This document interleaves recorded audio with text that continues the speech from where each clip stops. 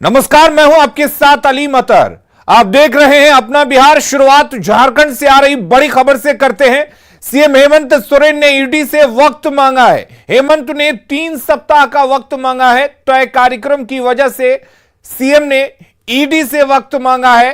पहले से सीएम हेमंत सोरेन का कार्यक्रम तय है और उसी का हवाला देते हुए ईडी से सीएम हेमंत सोरेन ने 3 सप्ताह का वक्त मांगा है।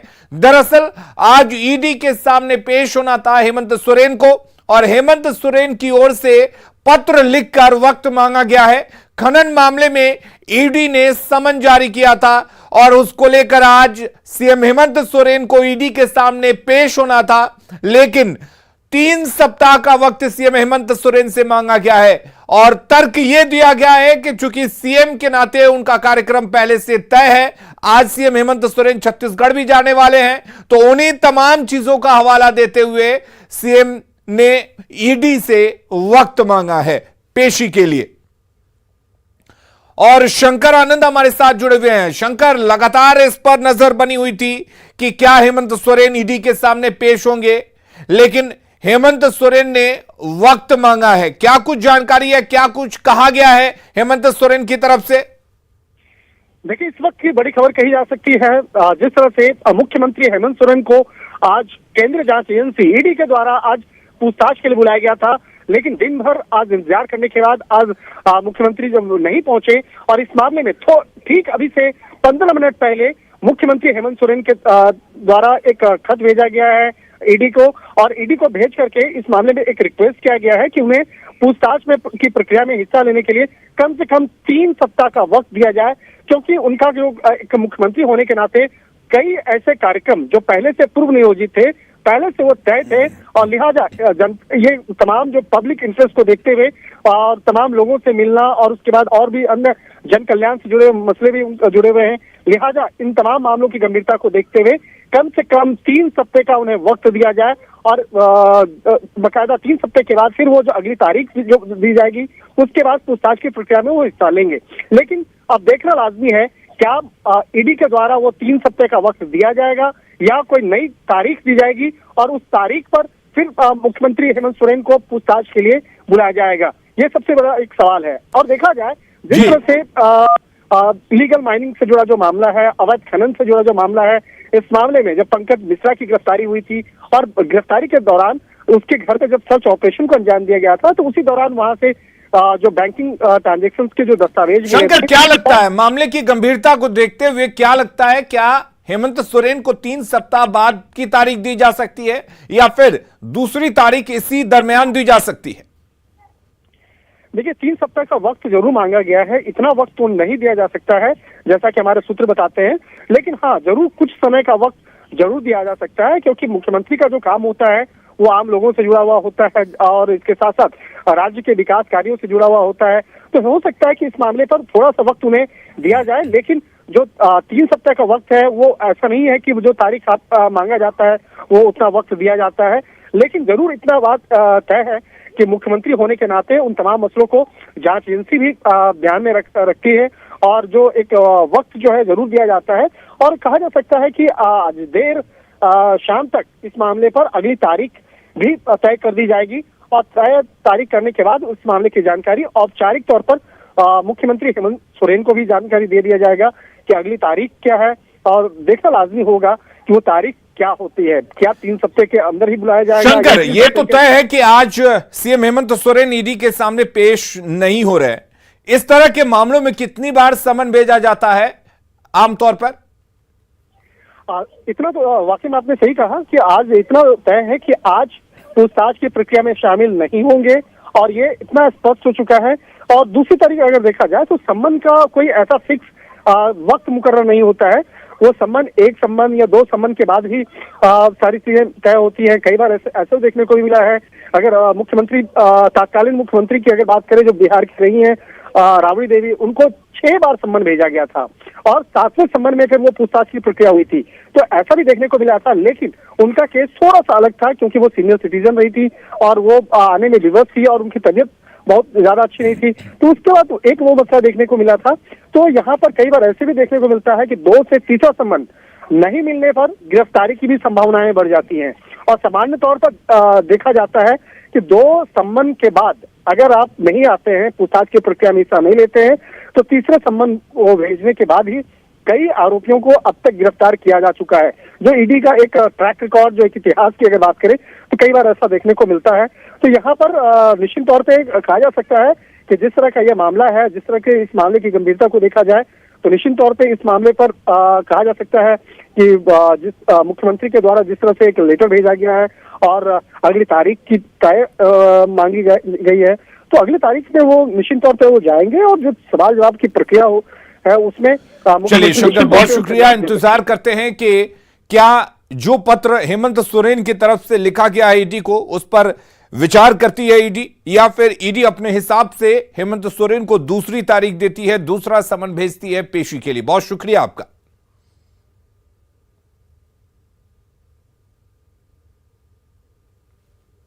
तो आपको बता दें कि सीएम हेमंत सोरेन ने ईडी को पत्र लिखा है और कहा है कि 3 सप्ताह का उनको वक्त दिया जाए, क्योंकि मुख्यमंत्री के तौर पर उनके कार्यक्रम 3 सप्ताह के लिए तय हैं और वो अलग अलग जगहों पर जा रहे हैं, व्यस्तता है, और उसी को देखते हुए हेमंत सोरेन की तरफ से 3 सप्ताह का वक्त मांगा गया है। आपको बता दें कि आज ईडी के सामने पूछताछ के लिए सीएम हेमंत सोरेन को पेश होना था, लेकिन यह तय है कि हेमंत सोरेन आज ईडी के सामने पेश नहीं हो रहे हैं और हेमंत सोरेन का आज छत्तीसगढ़ दौरा भी है और वहां पर हेमंत सोरेन जा रहे हैं, तो आज पेश नहीं हो रहे हैं। लेकिन सवाल यह है कि क्या ईडी हेमंत सोरेन के हिसाब से और बहुत सारी चीजें कही है। उन्होंने यहां तक कह दिया है कि ये समन देने से अच्छा है, पूछताछ की क्या जरूरत है, अगर आपको हिम्मत है तो आकर गिरफ्तार कीजिए। तो ये स्पष्ट तौर पर है कि ये चीजें कहां जा रही हैं, किस तरफ जा रही हैं, और आने वाले समय में जिस ईडी को लेकर जो बातें हो रही हैं वो कहां और कैसे राजनीतिक रूप से भी अगर हम बात करें, ये लड़ाई किस ओर दिशा लेने वाली है, ये साफ तौर पर है। हेमंत सोरेन ने ये कहा है कि गांव-गांव जाकर लोगों को ये बताने का प्रयास करें, संदेश देने का ये काम करें कि किस तरह से राज्य की मौजूदा सरकार को बदनाम किया जा रहा है। जब वो बकाया राशि मांगते हैं केंद्र से, तब उनके घर ईडी भेजा जाता है। वैसे तो ईडी और सीबीआई को स्वतंत्र एजेंसी कहा जाता है, लेकिन ये कितना स्वतंत्र है ये सभी लोग जानते हैं। देखिए, ये अब जो काफिला है किशोरगंज पार करने के बाद आगे मुक्तिधाम जो हरमू बाईपास रोड में है, वहां से ये काफिला जाता हुआ, आपको ये भी बता दें कि जिस ईडी ऑफिस जाने की बात आज थी और ये पहले से तय था कि वो नहीं जाएंगे, आज जब वो एयरपोर्ट के लिए निकले हैं, रायपुर जाने के लिए निकले हैं, उसी ईडी ऑफिस के बाहर से ये काफिला पार करेगा। मतलब इस वक्त अब से कुछ मिनटों के बाद अगर हम बात करें तो मुख्यमंत्री का काफिला ईडी ऑफिस के बाहर से, दफ्तर के बाहर से ये काफिला एयरपोर्ट पहुंचेगा और वहां से मुख्यमंत्री हेमंत सोरेन रायपुर जाएंगे, जहां आज वो मुख्य अतिथि के तौर पर शामिल होंगे। छत्तीसगढ़ के कार्यक्रम का भी आज उन्होंने उल्लेख किया अपने भाषण के दौरान। उन्होंने कहा कि इससे पहले आज तक झारखंड में कभी भी आदिवासियों को लेकर कोई महोत्सव नहीं हुआ था। झारखंड में 2 दिवसीय महोत्सव का आयोजन किया गया और आज जब उन्हें छत्तीसगढ़ जाना था तो एक षड्यंत्र के तहत आज ही उन्हें समन भेजा गया और ईडी दफ्तर बुलाया गया था पूछताछ के लिए। इसलिए उन्होंने कहा कि पूछताछ की क्या जरूरत है, अगर आपको हिम्मत है, अगर कोई गुनाह किया है उन्होंने, तो उनको आके सीधे तौर पर गिरफ्तार करें।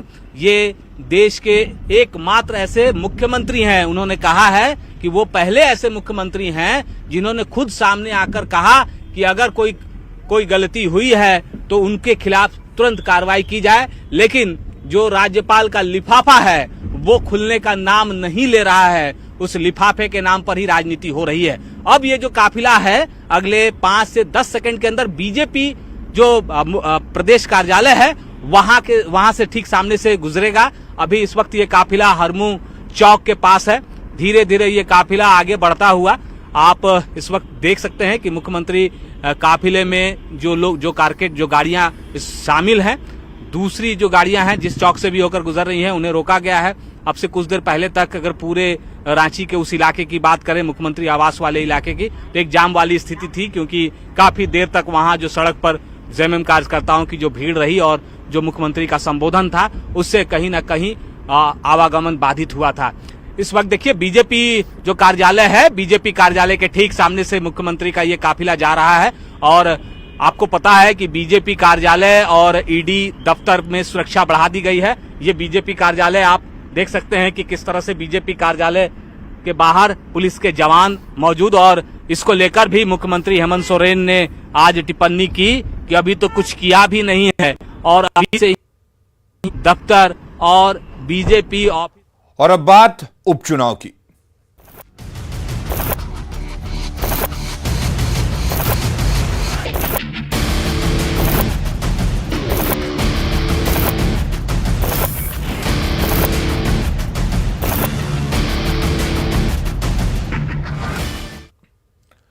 बिहार विधानसभा की 2 सीटों पर हो रहे उपचुनाव के लिए मतदान जारी है। गोपालगंज और मोकामा सीट पर हो रहे उपचुनाव के लिए वोट शाम के 6 बजे तक डाले जाएंगे। इन दोनों सीटों पर सीधी लड़ाई बीजेपी बनाम आरजेडी की है। मतदान को लेकर मतदाताओं में खासा उत्साह देखा जा रहा है। वहीं बूथ पर सुरक्षा के कड़े इंतजाम किए गए हैं। डीएम और एसपी खुद कंट्रोल रूम से चुनाव पर नजर बनाए हुए हैं, तो बूथों पर ड्रोन से भी निगरानी रखी जा रही है। तो मतदाताओं में जबरदस्त उत्साह सुबह से ही देखा गया। और साथ ही अगर बात हम सुरक्षा की करें तो सुरक्षा की भी चाक चौबंद व्यवस्था की गई थी। और हमारे साथ अमित जुड़े हुए हैं गोपालगंज से और साथ ही शैलेंद्र हमारे साथ मोकामा से जुड़े हुए हैं। अमित, आपसे जानना चाहेंगे, 4 बज चुके हैं, कितना वोट अब तक डाला जा चुका है और क्या कुछ खबर है उपचुनाव को लेकर?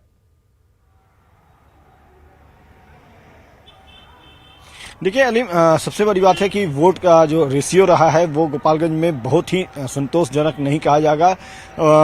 जो यहाँ पे वोटर हैं उनकी उत्साह दोपहर में थोड़ी तेज हुई थी, सुबह में भी काफी धीमी थी और अभी भी जो तस्वीर हम दिखाएंगे उससे जो प्रतिशत है वो बेहतर नहीं कही जाएगी। ये जा रहा है कि पिछली बार जो गोपालगंज का वोट प्रतिशत था उससे लगभग 10% कम रहेगा इस बार वोटिंग प्रतिशत जो है गोपालगंज की।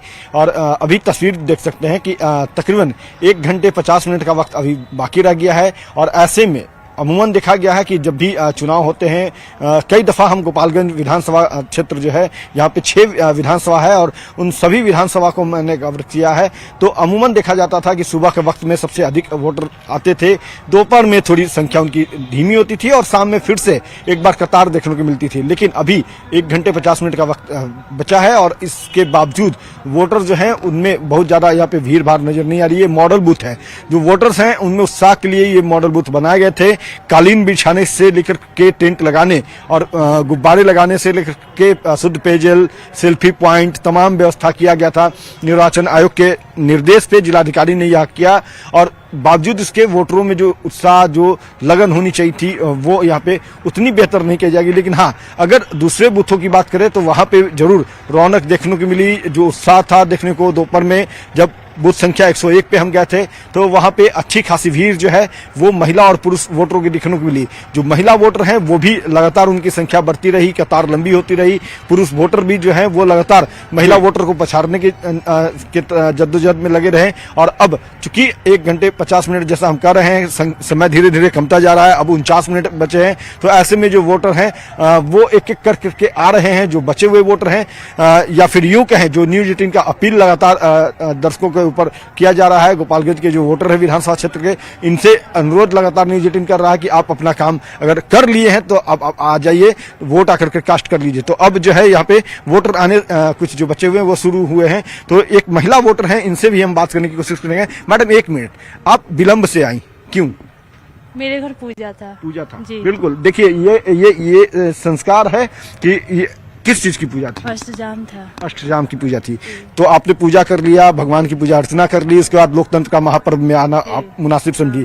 वोट आप किसको की ये मुझे नहीं जानना, लेकिन किन मुद्दों को लेकर के आपने वोट किया?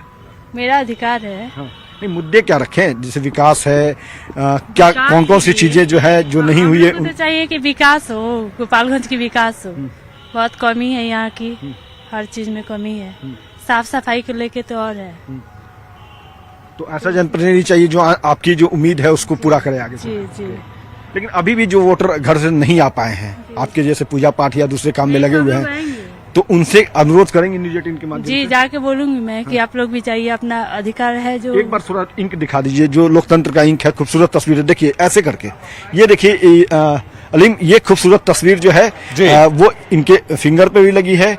दूसरी जो है कि ये घर में पूजा अर्चना ये कर रही थी, अष्टयाम था इनके यहाँ, और इनका कहना है कि वो पूजा अर्चना जब हमने पूरी की तो लोकतंत्र का जो महापर्व जिसे हम कहते हैं, शैलेंद्र से भी कुछ जानकारी ले लेते हैं। शैलेंद्र, अगर बात हम मोकामा की करें तो मोकामा में लड़ाई सीधी है आरजेडी और बीजेपी के बीच, और उस लड़ाई को लेकर वोटरों में किस तरह का उत्साह आप देख पा रहे हैं, क्योंकि वक्त बहुत कम बचा है।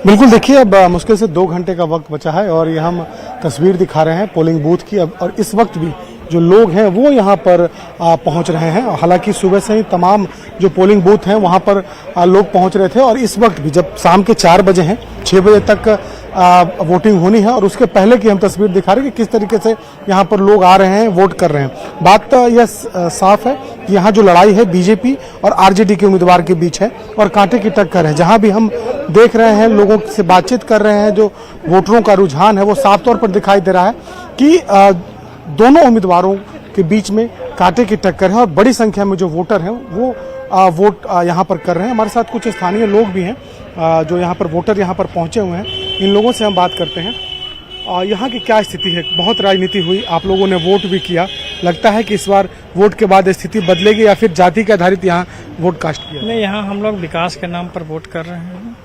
इस बार हो सकता है तो बदल भी जाए सत्ता। यहाँ जो लोकल राजनीति भी प्रभावित है, विकास भी प्रभावित है। बाहुबली का क्षेत्र सब दिन रहा है, वो भी यहाँ प्रभाव करेगा। बाहुबली यहाँ पर कहा जाता है कि हमेशा से एक बड़ा फैक्टर रहा है। इस बार भी जो दोनों उम्मीदवार हैं बाहुबलियों की पत्नी है, तो क्या लगता है कि उसका कुछ असर देखने को मिलेगा? थोड़ा थोड़ा तो असर देखने को मिलेगा, लेकिन इस बार पहली बार बीजेपी अपने स्तर पर चलिए शैलेंद्र, बहुत शुक्रिया आपका तमाम बातचीत करने के लिए। अमित, आपका भी बहुत शुक्रिया तमाम तस्वीरें दिखाने के लिए और बातचीत करने के लिए।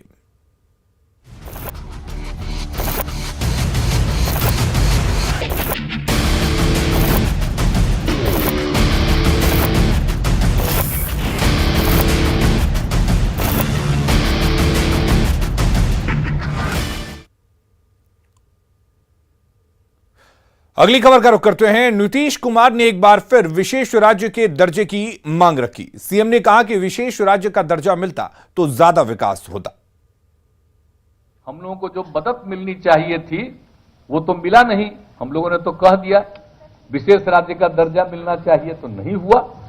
अगर वो मिल गया होता तो आज कितना आगे बिहार बढ़ जाता, सारा जगह बढ़ता। सभी अति पिछड़ों को मिलना चाहिए राज्यों को, लेकिन नहीं मिलता है यहां। तो भाई आप जितना हम लोग कर रहे हैं कोशिश कि इसको आगे बढ़ा दें।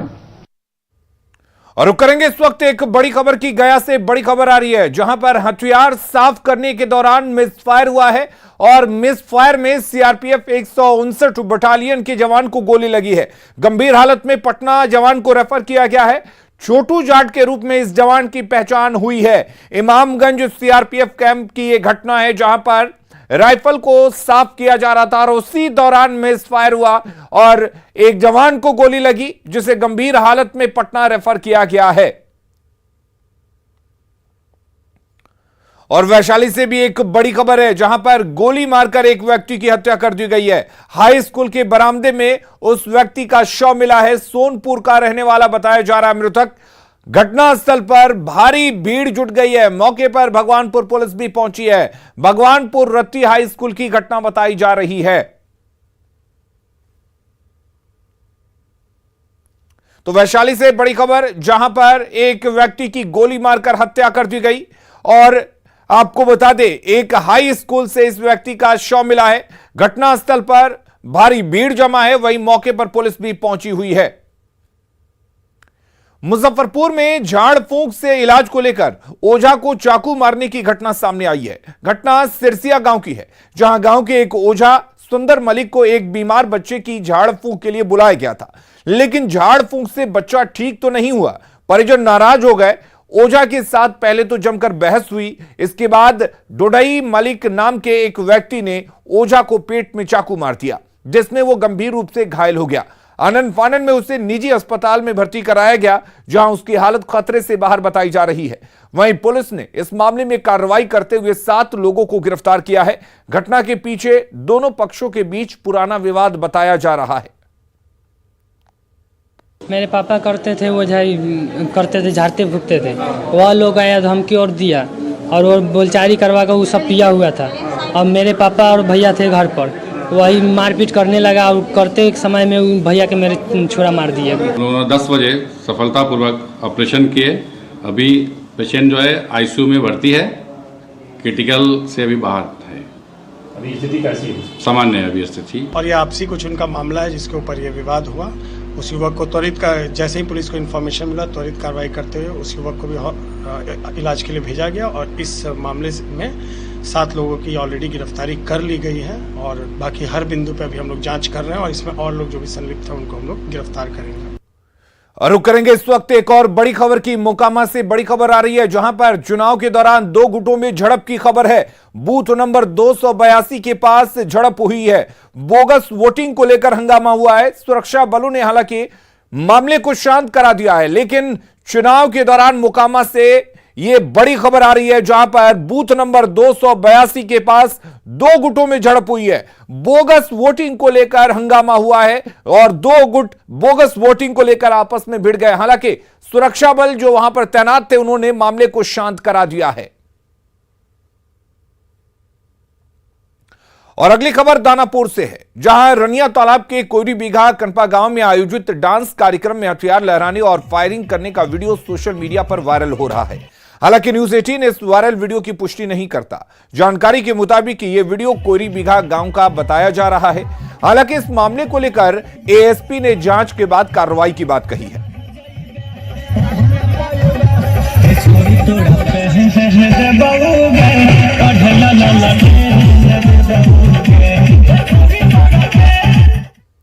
जीएम सीट के विरोध पर बिहार के पूर्व कृषि मंत्री सुधाकर सिंह ने कहा कि किस लॉबी के दबाव में इसे लाया जा रहा है, यह सोचने की बात है। वहीं बिहार में मंडी व्यवस्था और एमएसपी के सवाल पर सुधाकर सिंह ने कहा कि वे लगातार किसानों के मुद्दे को उठाते रहेंगे और उन्हें पूरा भरोसा है कि आने वाले 1 से 1.5 महीने में बिहार में मंडी व्यवस्था और एमएसपी कानून बन जाएगा, जो देश के सामने बिहार एक नजीर पेश करेगा। किसानों के सवाल पर मुद्दे उठाता रहूँगा। जो कृषि कानून की बात कहा था, मंडी कानून की बात किया था और मल्टीपल एजेंसी प्रोक्योरमेंट में एमएसपी की गारंटी की जो मैंने बात किया था, हम आज भी उस मुद्दे पर कायम है और हमारी पार्टी इस मुद्दे को अपने राष्ट्रीय घोषणा पत्र में भी रखा है, जो इसी महीने के 6 अक्टूबर को पिछले महीने को दिल्ली में हुआ था और इसको सुलझाने का प्रयास कर रहा है। मुझे पूर्ण विश्वास है कि आने वाले 1-1.5 महीने में निश्चित तौर पर बिहार में मंडी कानून और एमएसपी पर कानून बनेगा और बिहार के किसानों का और पूरे देश के किसानों के लिए नजीर होगा। और अपना बिहार के इस बुलेटिन में फिलहाल के लिए इतना ही, लेकिन खबरें लगातार जारी हैं। बने रहिए हमारे साथ।